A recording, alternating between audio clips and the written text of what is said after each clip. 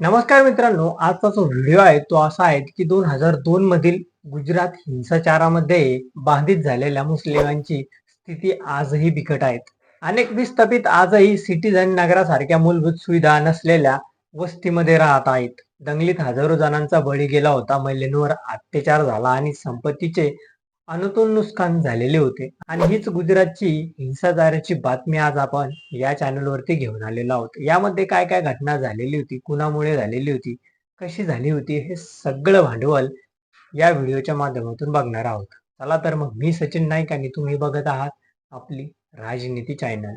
2 February 2002 मध्ये ग्रोधाजवळ शेकडो प्रवाशांसह एक ट्रेन जळून खाक झाली आणि अंदाजे जण ठार पडलेल्या बाबरी मस्जिदच्या ठिकाणी धार्मिक सोहळ्यानंतर अयोध्येहून परत येणाऱ्या हिंदू यात्रेकरांनीही या ट्रेनमध्ये प्रवेश केला. या घटनेनंतर जाहीर निवेदन करताना मोदींनी त्याला दहशतवादी हल्ला म्हणून घोषित केला आणि स्थानिक मुस्लिमांनी त्याचा भेद केला. दुसऱ्या दिवशी विश्व हिंदू परिषदेने राज्यभरात बंदीची हाक दिली. बंद दरम्यान दंगली सुरू झाल्या आणि मुस्लिमांविरोधात हिंसाचार गुजरातमध्ये पसरला. रेल्वे पीडितांचे मृतदेह ग्रोधा ते अहमदाबाद इथे हलवण्याच्या सरकारच्या निर्णयामुळे हिंसाचार आणखी वाढला. राज्य सरकारने नंतर 790 मुस्लिम आणि 244 हिंदू ठार झाल्याचे सांगितले. स्वातंत्र्य स्रोतामुळे मृत्यूचा आकडा 2000च्या वर गेला होता. अंदाजे 1.5 लाख लोकांना निर्वसित छावणीमध्ये नेण्यात आले. पीडित लोकांमध्ये असंख्य महिला आणि मुली होत्या. हिंसाचारात सामूहिक बलात्कार आणि महिलांचे अपंगत्व यांचा समावेश होता.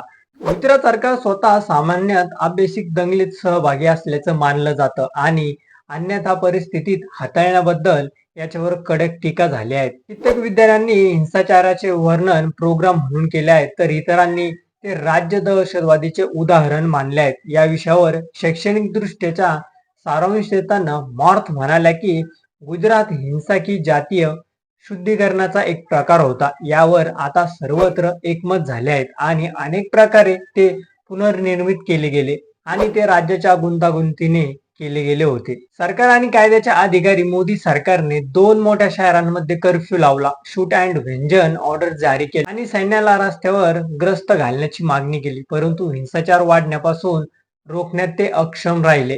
त्यावेळी अशा प्रकारच्या कारवाई बेकायदेशीर. अजूनही भाजपाच्या प्रदेश इकाईच्या अध्यक्षांनी बदला पाठिंबा दर्शवला. राज्य अधिकाऱ्यांनी नंतर दंगलीग्रस्तांना निवासित छावणीत सोडण्यापासून रोखले आणि तिथे राहण्याच्या गरजा भागवण्यास शिबिर अनेकदा असमर्थन ठरले.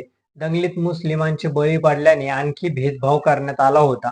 जेव्हा राज्य सरकारने जाहीर केले की मुस्लिम पीडितांना देण्यात येणाऱ्या नुकसान भरपाईपैकी निम्मी नुकसान भरपाई हिंदूंना देण्यात येतील, परंतु हा मुद्दा न्यायालयात नेल्यानंतर हा निर्णय उलटवण्यात आला. दंगलीच्या वेळी पोलीस अधिकारी बहुधा त्यांना सक्षम असलेल्या परिस्थितीत हस्तक्षेप करत नव्हते. 2002च्या कार्यक्रमामध्ये मोदींच्या वैयक्तिक सहभागीची चर्चा सुरू झाली. दंगल सुरू असताना मोदी म्हणाले की जे काय घडत आहे ते म्हणजे कृती आणि प्रतिक्रियेची साखळी. नंतर 2002 मध्ये मोदींनी माध्यमांना ज्या पद्धतीने हाताळले त्या प्रसंगाविषयी त्यांची एक खत असल्याचं त्यांनी सांगितले. मार्च 2008 मध्ये सुप्रीम कोर्टाने 2002 मधील दंगलीशी संबंधित अनेक गुन्हे पुन्हा उघडले, ज्यात गुलबर्ग सोसायटी हत्याकांड होता आणि त्या प्रकरणात लक्ष घालवण्यासाठी विशेष पथक SITची स्थापना केली. झलिया जाफरी म्हणजेच गुलबर्ग सोसायटी हत्याकांडात ठार झालेल्या आयसान जाफरी यांची विधवा यांनी दिलेल्या याचिकेला उत्तर म्हणून एप्रिल 2000 मध्ये